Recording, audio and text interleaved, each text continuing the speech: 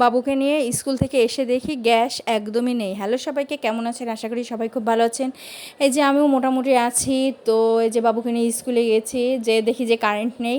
তারপর বাবু একটু দৌড়াদৌড়ি করতেছিল, আবার কারেন্ট আসলো, এদিকে ওদিকে একটু লাফালাফি করছিল। মানে কেউ না থাকলে একটু লাফালাফি দৌড়াদৌড়ি করে, কিন্তু যখন কেউ আসে তখন আর কিছুই করে না।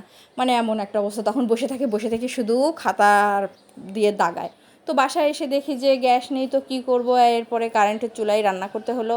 তো ঢেঁড়স ভাজি করলাম, আর সকালে একটু আলু ভাজি করছিলাম, অল্প গ্যাস ছিল, তাতে আলু ভাজি করে নিলাম। আর এখানে একটু কুমড়ো দিয়ে সবজিটা রান্না করছিলাম, আর কুমড়োর বড়ি দিয়েছিলাম। তো বড়ি দিয়ে রান্না করছিলাম। যাই হোক, এই হলো আমাদের খাবার দাবার, যেমন তেমন খাবার দাবার। বৃহস্পতিবার যেহেতু নিরামিষ খাই, তাই নিরামিষ আইটেমই রান্নাবান্না হলো।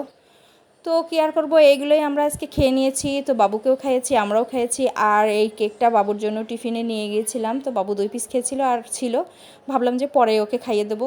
তো ঠিক আছে, টাটা।